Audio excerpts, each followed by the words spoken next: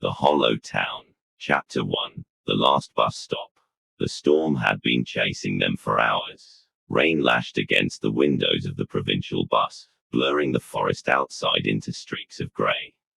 Inside, the air was stale with sweat and the faint odor of gasoline. Most of the 12 passengers sat in silence, too tired or too wary of strangers to talk. At the wheel, Mang Erning, the old driver with crow's feet etched deep into his weathered face, hummed an off-key tune. The bus rattled with every pothole.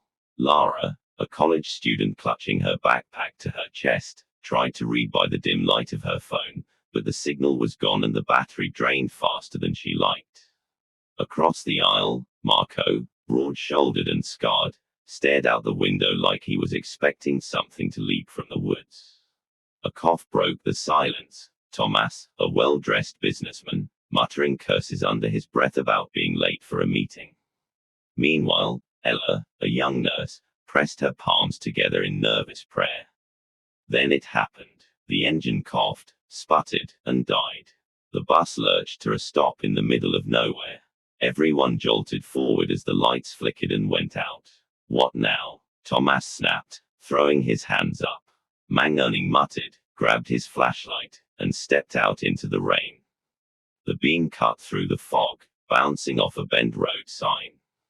Lara squinted through the window and read the rusted letters. Welcome to Hollow Creek, population. The number had been scratched out. A shiver ran down her spine. Minutes stretched. The driver didn't come back. Marco stood, voice steady but tense. I'll check. No. Wait.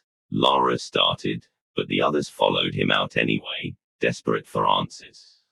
The town revealed itself only when the fog shifted. Houses lined the cracked pavement ahead, their windows broken like gaping mouths. A rusted swing swayed, though there was no wind. Ella whispered, "This place, no one lives here anymore." But Marco knelt, brushing his fingers across the ground. Fresh footprints, small, like a child's. A faint glow beckoned them from deeper inside the town. A general store, its dusty windows lit by a weak bulb. Inside, shelves sagged under decades-old canned goods, their labels faded and swollen. Creepy, Lara muttered, her reflection staring back at her from the glass. Then her stomach dropped, because standing behind her reflection was a man. Tall, thin, faceless. She spun around. No one was there. A scream tore through the silence. Ella's. They bolted back to the bus. But when they arrived, the driver was gone.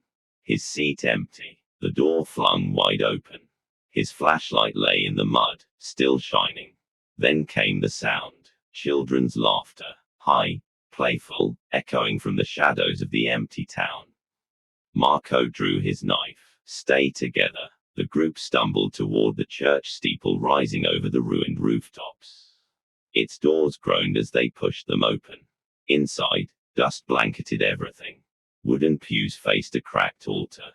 And seated neatly along the benches were dolls, porcelain figures with cracked faces, all staring forward as though waiting for Mass to begin. Suddenly, the bell above tolled. Once, twice, the doors slammed shut behind them. Candles lit themselves, one by one, casting long, twitching shadows. A child's whisper drifted through the air. You shouldn't have come here. The screen of night went black.